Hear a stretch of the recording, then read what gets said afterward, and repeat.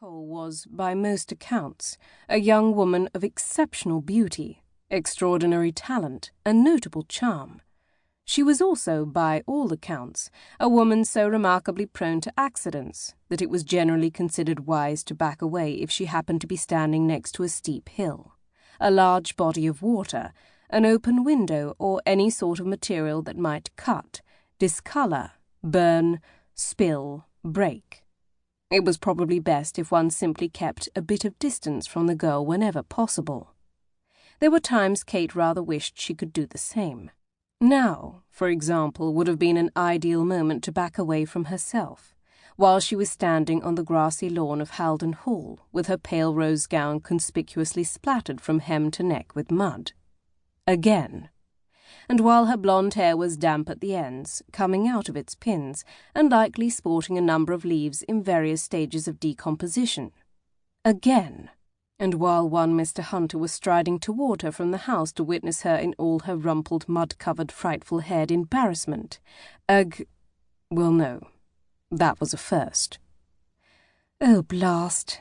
Why?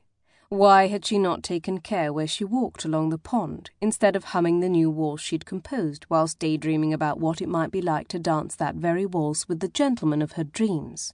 She'd imagined what he might look like, and sound like, and talk about, and then suddenly it hadn't been a waltz she was hearing in her head. It had been a sonatina, and she'd no longer been walking gracefully along the muddy shore. She'd been lying on it. Grimacing, she watched as Mr. Hunter drew closer, and wondered if it would be unforgivably rude if she turned away and walked, or quite possibly ran, around to the side of the house. Then she wondered if she cared overmuch whether it was unforgivably rude. She decided yes, on both accounts, which was something of a disappointment. Because of all the people currently attending her mother's house party, there were few she would rather see less. There was something about Mr. Hunter that put her on edge. To begin with, the man was impossibly well groomed. In Kate's opinion, it simply wasn't natural that one should never have a spot on one's clothes, or have a button go missing, or a hair fly out of place.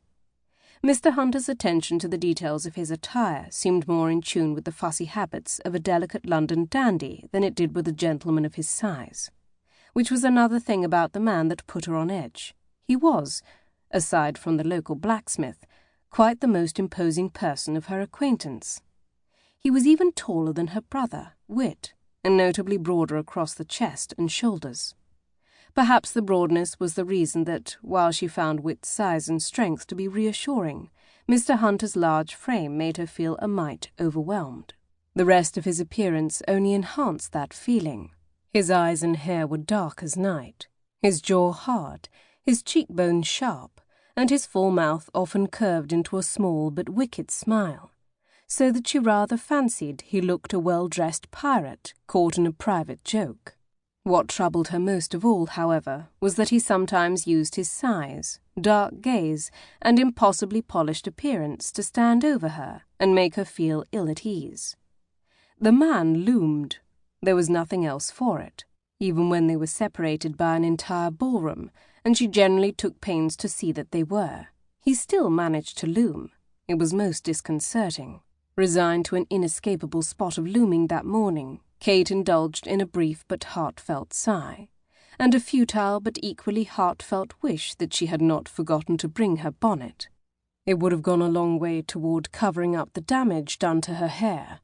She waited until he'd drawn close enough for her to see that he was impeccably turned out in fashionable tan breeches, dark coat, and intricately knotted cravat.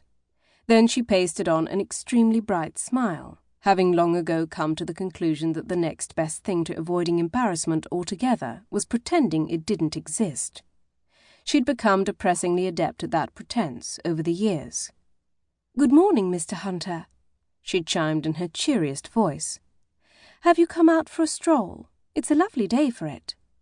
Had Mr. Hunter been a typical gentleman of the ton, he likely would have floundered a little at her appearance, not to mention her apparent ignorance of said appearance, and then very courteously played along as if nothing was amiss while he assisted her back to the house.